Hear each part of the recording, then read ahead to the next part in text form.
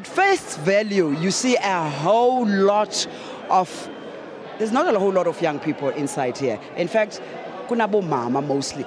Who's going to take over? What is important is for us to develop programs that will also attract young people and make the ANC Women's League a home for them.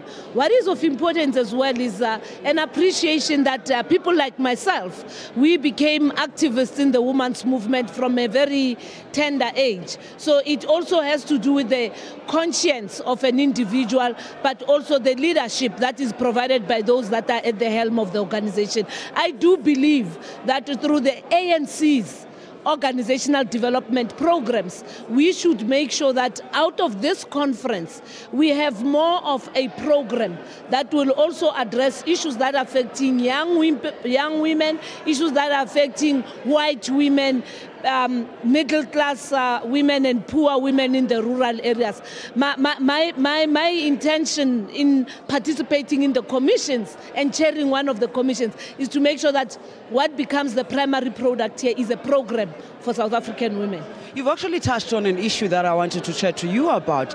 This organization is not reflective of the demographics of women in South Africa, and it's been a while now.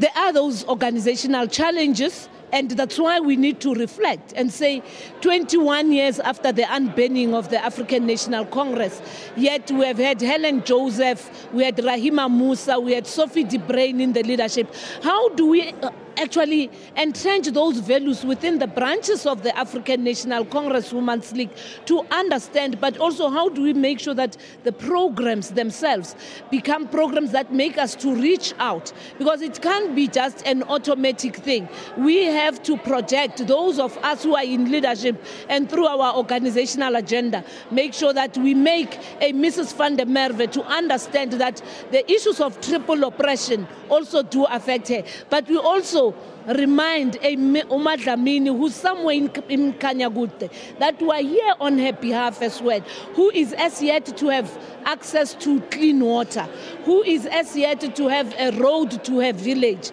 And these are the things that this conference has to actually affect itself with, and also saying, going into local government, how do we make sure that when we look at issues of leadership within the ANC, within the Women's League, and in the deployment, we cease to become submissive, but we also do not only push for a space that must be created for us, we must emerge within a program of the movement. But a lot of the critics of the ANC Women's League always point to the fact that they've lost its irrelevance, except for the times we see a few women going to doi outside some court cases, including the high-profile cases, which include the River Steenkamp case, for instance, and some other cases, of course, minor cases for that matter.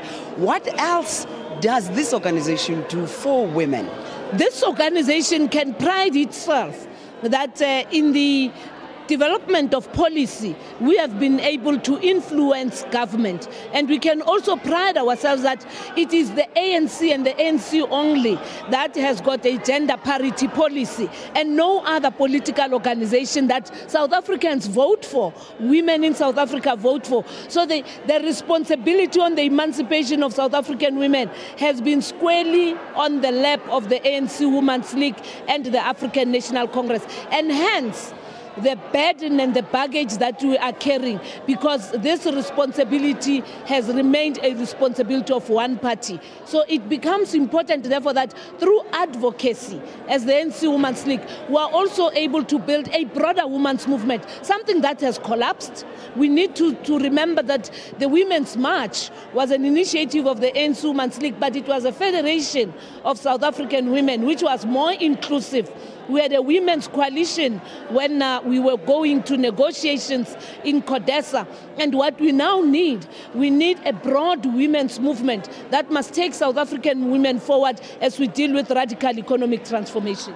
But it would seem like that's one of the issues, the fact that you're part of the ANC, therefore you cannot speak for every woman, because one of the things that your critics always say as the organization, of course, is that you don't want to shake the establishment. If there's anything that has to do with the ANC that needs heavy criticism, you'll shy away from it. The sad part is that the critics are those that are outside of the ANC Women's League. and who do not appreciate the efforts that have been made. What we now need is to have lesser of critics wherever people are. Let them also get organized so that we've got many voices but one message. As we speak now, we have one voice for this country, which is the African National Congress Women's League, that advocates within the ANC, and no other women's organization within any other political party has taken the bold decisions. When we came back from exile prison underground, President Nelson Mandela had to intervene when Tera Likota was a chair, when Women's League members were calling for a 30% quota. Today it's 50%.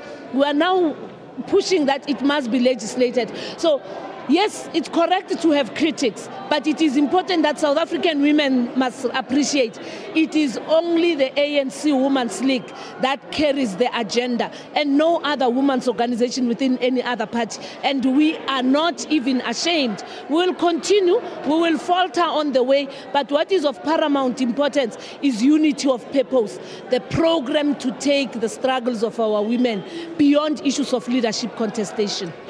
Unity of purpose. Well, before you go, actually, woman president?